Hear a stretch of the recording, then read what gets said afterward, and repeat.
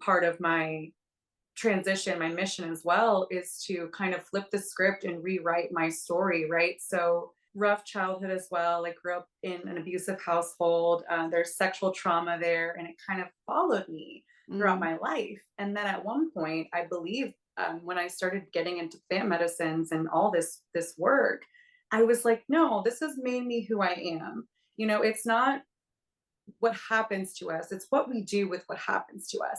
And if I can take this and shine a light on it and be like, I'm an empowered sexual goddess because of what has happened to me, and not dwell on, like, well, yes, I'm hurt, and yes, there's pain, and yes, it's valid.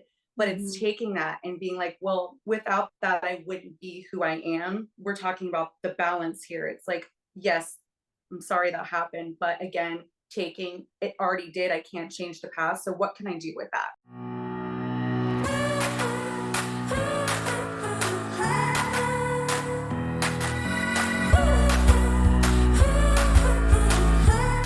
Hello, hello, and welcome back to Journey of a Fearless Female. I am your host, Paola Rosser, and this week my guest is Larissa Dali. She is an actress, an artist, a coach, and her mission in life is to help guide our humanity to the next conscious evolution through helping people realize their own truth by raising their vibration through getting in touch with their own personal truth, promoting love, abundance, and kindness through a playful approach. Everybody, please welcome Larissa. Hello, how are you? Okay, first, I want to tell you guys how I met this beautiful soul. We were both at a conference and she had the most beautiful laugh. And every time someone said something, she was just laughing out loud. And honestly, I love those kinds of personalities because I'm that type of person where you just laugh, have these huge belly laughs. And I remember when I would go to church all the time, my friends would be like, that's loud, but that's what my soul wanted to do. And so I loved when you were laughing out loud because it was like you just like resonated this beautiful energy of like it's okay to feel joy and to express it, and which made me just connect with you. And then we had the most incredible conversation about life and soul and energy and frequency, which is why I wanted her on this podcast. So I'm so excited for you to see this beautiful woman. If you're watching it on YouTube, make sure you watch it because she is gorgeous. So everybody, please welcome Larissa. Oh my gosh. Wow. What an introduction. Thank you so much. The way you introduced me, I was just sitting here in awe. I love your voice, by the way. Thank It's so you. powerful. I could just listen to you talk. I'm like, yes, talk more about me. That's what. Right?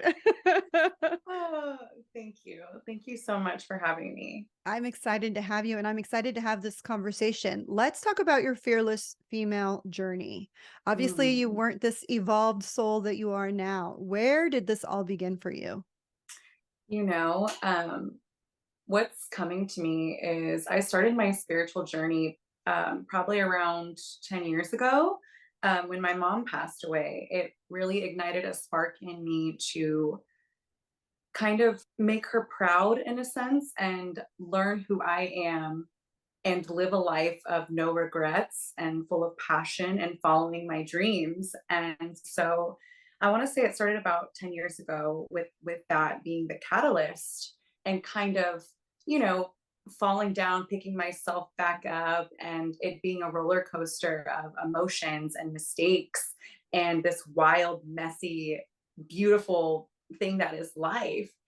And I'm still on the journey, right? Like it's a forever evolving Right? Yes. mission. But I think just now allowing myself to make those mistakes and be messy and not have everything be perfect or look a certain way has granted me so much permission to be where I am right now.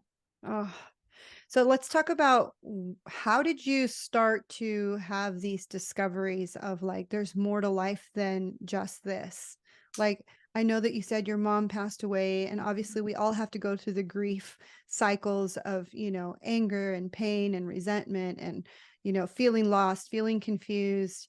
So when was it that you started to think like, for me, when my father passed away, it was kind of like this, he's not gone. He's not Mhm. here, but he's not gone, and so Right. that's where I started that, let's look at near death experiences. Let's break away from what I've been told by the Catholic Church or by the Christian Church of what exactly happens after you die. And I really wanted to, like, I went down the rabbit hole. So what was your like first step into going down the rabbit hole of your healing journey?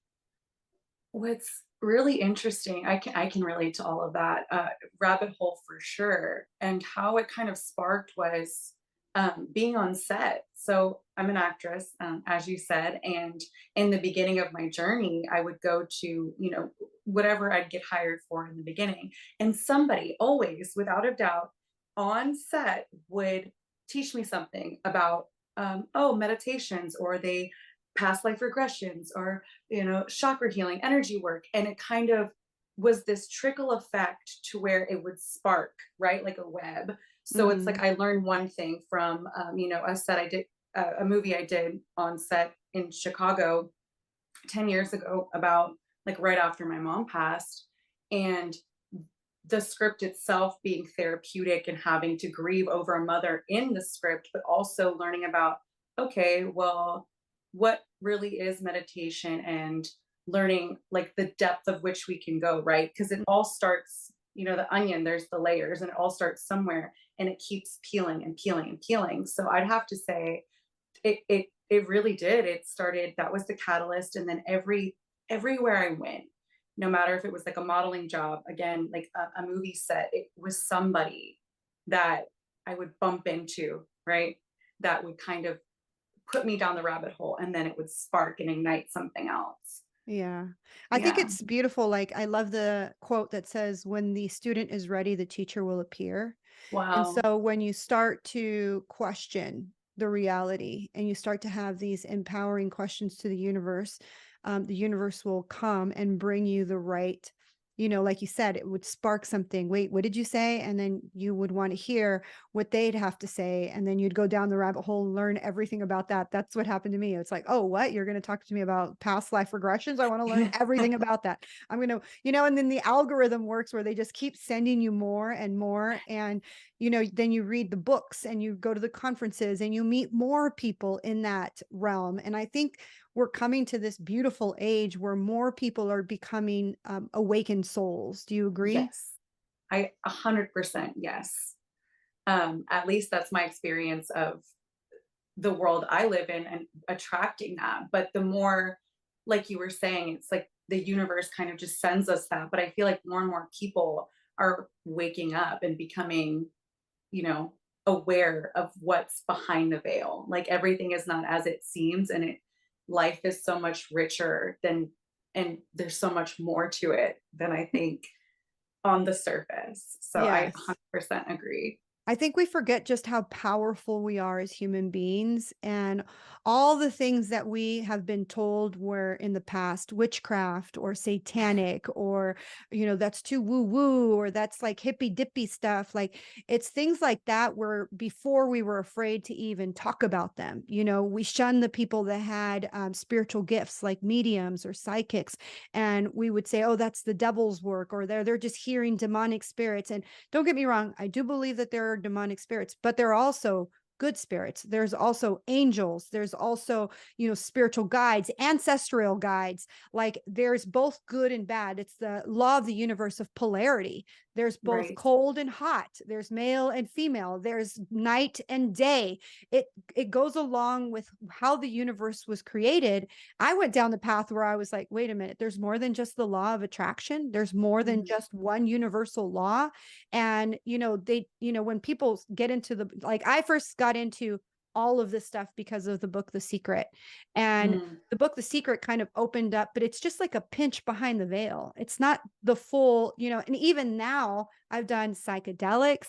I have done, spiritual shamans. I have done so much more in-depth work. And I kid you not, like, even now, the fact that I'm saying it out loud that I've done psychedelics kind of gives you this, like, ooh, what are people going to think about me? How's it going to affect me? Are people going to judge me? But in reality, having psychedelics was the most spiritual experience I've ever had. I tell my friends it was like 1,000 therapy sessions in one. And it was the most beautiful experience to be able to have to see my trauma, to see my inner child, to see the pain that I went through from a different perspective. When I had my first shamanic psychedelic experience, it was as if I was being pulled back and I was watching my life unfold, but not from a perspective of feeling um, like the victim or Mm, feeling defensive or feeling hurt, but a feeling of compassion and empathy for the little girl who had to go through everything. But it also made me appreciate the woman that I've become, because I wouldn't have the same compassion, the same empathy. I probably wouldn't be doing this podcast if I grew up in a rainbows and sunshines and mhm. butterflies type childhood. Yeah. I'm so glad you're sharing this with me. Thank you, by the way. To touch back on kind of like mediumship and these gifts that I believe we are all innately blessed with, right? It's about tapping and tuning into it. I think that's one of the beautiful things as humans that we have bypassed and we've suppressed, because we all are born with, being able to channel or mediumship, or, the different clairvoyance, clairsentience, all these things that, like you said in the past, we're kind of like, oh, that's voodoo, witchcraft, or that's it's Satan, it's evil, and whereas the energies, like you said, they do exist, but that's just one side of it, right? It's being Yeah. open and intentional to, it's like, okay, I want to be protected and guided by my spirit. Like, what is my highest good? You can invite in the good energy. It's just like what you were saying. The bad comes with the good. Like, it's the polarities, it's duality. And I think we forget that. But we Yeah. are coming to an age of accepting more and more of psychics and mediums and all these beautiful gifts that we as humans possess, and it's amazing. um Also, to touch on psychedelics, I'm actually in a plant community, so I have been in a facilitator program for about 3 years now. So I'm a Wow. huge proponent of plant medicine and Well, intentional yeah. plant medicine. Exactly. I actually did. I'm a researcher at heart, so I'm not just going to like do anything flippantly. Hmm. And because I did grow up in the church, I tell people like I've done it all for my healing. I've done it all, like not just the psychedelics and all the other stuff. I also accepted Jesus into my heart like about 10 times. I said the Lord's Prayer 10 Hmm. times thinking, did I do that wrong? Did I say it wrong? Did I not have the right enunciation? Because I didn't feel anything. You know what I mean? And there was many times where I was like, I don't understand, especially as a child who was physically and emotionally abused by my mom, who was supposed to be the woman that I shared a heartbeat with. When you're a little kid, and it's proven in psychological studies, that the child takes the blame onto themselves when they're being abused. And Hmm. so as a child growing up in the Catholic Church, it was like, Jesus loves all children. Okay, so then why is Jesus allowing this to happen to me, right? And so you question a lot, and I questioned a lot about what I was being taught in the church. And even though I spent many years in the church, I would go 3 times a week. I read the Bible. I stopped watching regular TV and I was completely involved in the church. Wow. I never felt the way I felt when I did psychedelic shamanic healing. I did therapy. I never felt the way I felt when I did psychedelic shamanic healing. And before I even started down that path, I did, like I said, a lot of research. And even before I was heading to the place to take the medicine, I was afraid. I Hmm. because society has really proven, if you're listening to this, make sure you watch the documentary Change Your Mind on Mm. Netflix.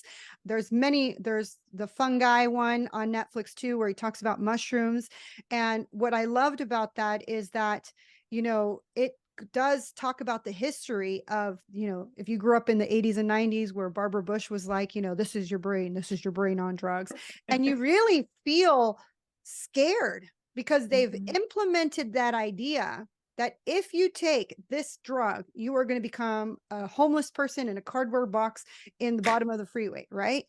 And Yeah. yes, there are drugs that can make you that person. Oxycodone is one of them, but not, mushrooms, not psychedelics. Like these mushrooms are made from the ground and they have a Yes. beautiful component that opens up your pineal gland, that releases the DMT, that allows you to have these amazing moments in life where you can just really see how everything really works. I've had the most incredible experiences, which is a whole nother podcast, but I don't want to take away from your time. So I love this. tell us a little bit about what you've been learning in this plant medicine, Yeah. and how did you get involved in that? So, I'll take you to the most recent experience I did. I had my first ayahuasca journey a couple weeks ago, and when I tell you it was life changing, it was life changing. And mind you, I'd been involved in plant medicines now for like 3 years. It's going on 4 intentionally. And this journey was in ayahuasca and San Pedro. So ayahuasca is like the divine mother, and then San Pedro is the divine father. They're very different. The ayahuasca journey is very internal. It's very quiet, and kind of like you were mentioning earlier. You see your little you, and you can see past lives, and it's kind of wherever your intention guides you. Well, for Mhm. me, the first part of my journey, I got to explore different dimensions, and kind of, my purpose here was grounded in of what you mentioned earlier about helping humanity kind of transfer into love and out of this fear-based conditioning that we're so used to. But ayahuasca showed me that it's like there's so much more again that than meets the eye behind the veil. And Mhm. okay, well, what do we do with that? What does that mean? How can I be of service to that? And it's just sharing my experience and being 100% authentic and vulnerable and truthful, right? And then the next day with the San Pedro, the masculine, it was more social, like a pool party, but again with intention. And Mhm. San Pedro loves to be outside, and it was very, how do I describe the grandfather? Everything from the night before kind of like clicked in, and I got to really be at one with my body and learn what that means to actually have self care and trust and relax. And being able to take care of myself first, and then in turn hold space for others, right? Yeah. Because of the conditioning, for me at least, I was always putting everyone first, people pleasing to the point of I would hit burnout, and I would have nothing left for myself, but I didn't know what that meant Mhm. until actually quite recently, where I'm like, no, I'm going to live for me now. And these plant medicines have helped so much with that. And this experience in particular was just kind of like solidifying it. And there's been a lot of clarity to follow that was, have been coming over the past few weeks. Yeah, Um, it's beautiful what plant medicine can do. I've never done ayahuasca yet, but I definitely have done research in mushrooms and ketamine, in MDMA. Also, like I've talked to people who've done ibogaine. I think it's called ibogaine or obogaine, which is a another plant medicine that is mm, given to people who are suffering from addiction, and it's wow. been proven, scientifically proven, that if you take this certain, it could erase your addiction. But obviously, we're here in the United States, they don't want you to take a medicine that can clear away your addiction or your neurotic tendencies like OCD or ADHD, because then they can't give you a pill that you have to take Money. over and over and Hmm. over and over and over again. And I love, actually, I just watched a TikTok that someone said that, that California is actually going to make psychedelics legal for the purpose of helping people who are suffering from PTSD and all kinds of different things. It's proven how, because what it does, and like you said, it brings us to this dimension of Hmm. love and humanity, and it breaks down all of the things that we've been programmed to believe. It's just the most beautiful experience to have. It wipes away, I heard Joe Rogan once talk about how it's like if you had your computer monitor as your brain and you have all these files opened up, and a lot of them are filled with shame and guilt and anxiety and Mm, panic and fear and repressed emotions and regret. And it's like as if the drug comes in and just wipes it away and all of it is gone and you start from fresh, right? Right. You start again from zero, from fresh. And I love that. I love it because it really did, like I said in earlier, when I had my first session, it was as if I did 1,000 therapies in one. Absolutely. And it completely changed my perspective in life and in my own healing journey. I started to not feel so much as the victim anymore, but Mm, I started to see the power of my story. absolutely. I love that you just said that because that's been part of my transition, my mission as well, is to kind of flip the script and rewrite my story, right? So, rough childhood as well. I grew up in an abusive household. There's sexual trauma there, and it kind of followed me throughout Mm, my life. And then at one point, I believe when I started getting into plant medicines and all this work, I was like, no, this has made me who I am. It's not what happens to us, it's what we do with what happens to us. And if I can take this and shine a light on it and be like, I'm an empowered sexual goddess because of what has happened to me, and not dwell on, like, well, yes, I'm hurt, and yes, there's pain, and yes, it's valid.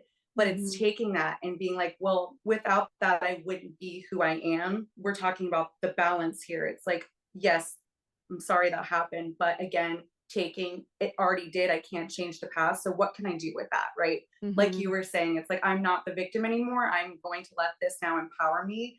And I think that's so important and vital for a lot of women and men in our society, because I feel like we get stuck in these loops of like, and the shit keeps happening to us, right? And it's because of that mindset of like, we're stuck in this victim mentality. And if we just stop ourselves, like, no, I don't have to be this person anymore, I can be this person now. I mhm. think that's so freaking important. Yeah. And sometimes you need something as drastic as a psychedelic experience. Yes. Sometimes the pain is so much, the story, the stuff, the garbage Mhm. that is we've carried from our past. It's just like I imagine like, and if you're listening on the podcast or watching on the YouTube, like I imagine it like your brain is full of garbage Mhm. and it's dirty in there. It's just like the messiest living room with trash everywhere, and all the trash represents your triggers and your pain and your suffering and your regrets and your shame and your guilt. And it's if as if someone, and even though you try the coaching and the therapy and the reading of the books, no matter how hard you try to clean the room up of your mind, you end up bringing it back into, you bring the trash back into it, you bring the pain back into it, you get yourself back into these abusive or toxic relationships, or you get yourself back into the drama of it because you're subconsciously unaware that you're repeating the patterns, that you're back into it because it makes you feel comfortable. if Yep. someone if someone was like living in filth, it's, and in the trash, it makes you feel comfortable. I mean, I watch those hoarding shows and you're like, I don't understand how that person is sitting in the trash and living in that dirt, because that's their normal, that's where they're Mhm. comfortable, that's their like little cave that they don't want to escape because it's safe there. And so it drags you back there. But when you do, when you've done it all, like I have, when you've done it all and it still seems like there's nothing that can help, doing that shamanic with intention. Obviously, Right. people there that do these things and just go to a rave or go party somewhere.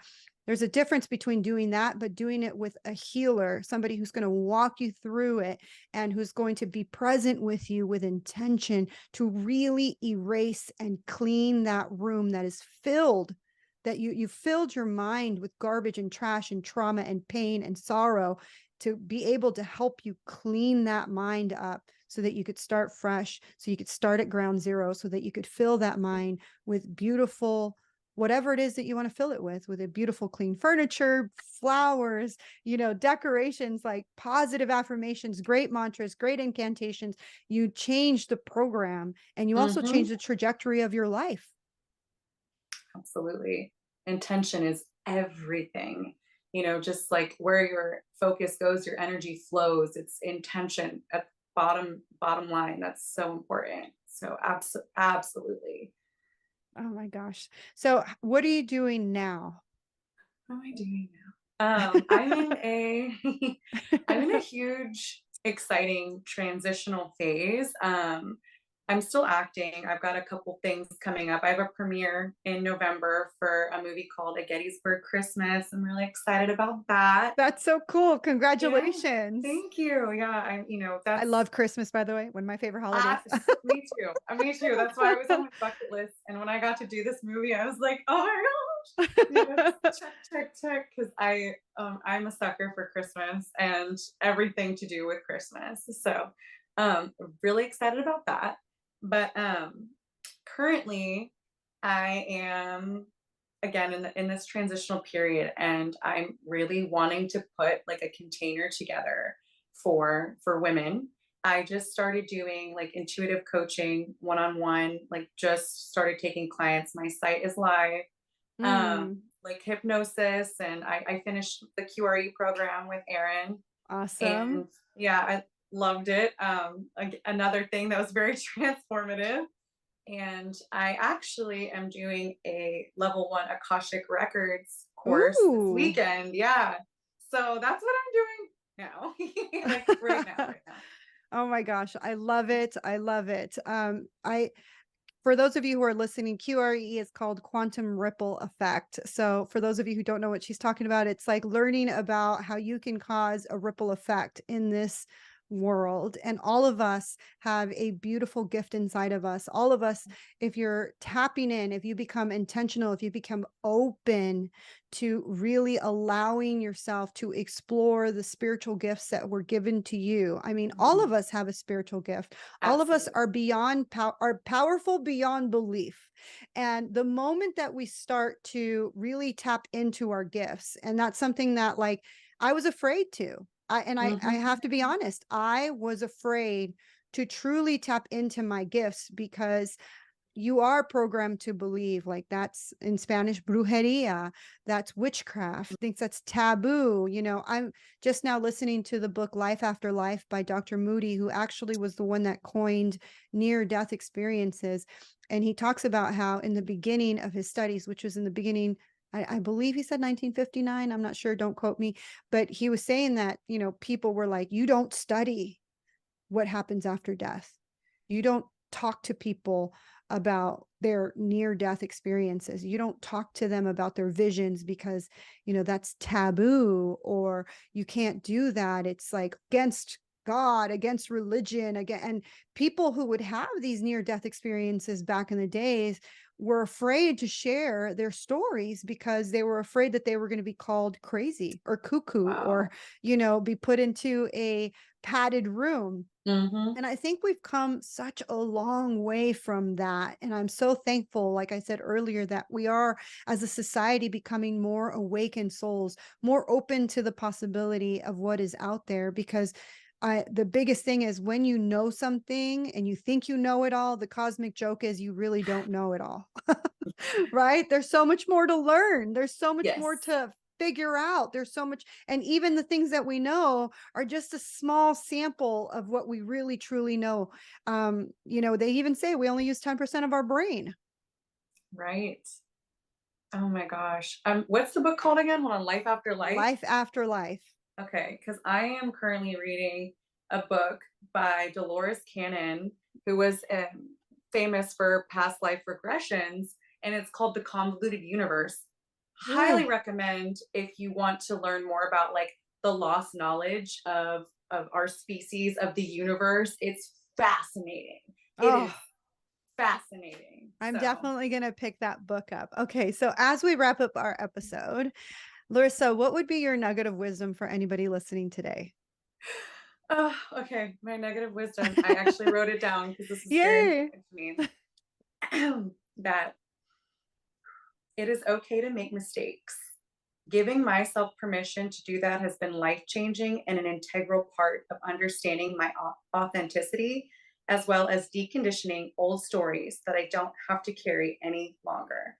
Oh, so Yes. beautiful. Thank you. Yes, I love that, deconditioning the old stories that you don't have to carry any longer. Mm, If you're listening or watching right now, some of us are carrying a story that's been hindering us, that's been keeping us from being our true, full, authentic self.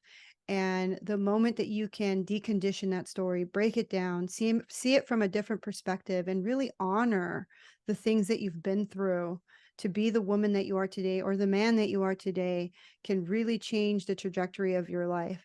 If you're looking to start your healing journey, Larissa is ready to take clients. And so, how can my audience find you? You can find me on Instagram at Lolly Dolly, TikTok, Leezy D, that's LeeZydee.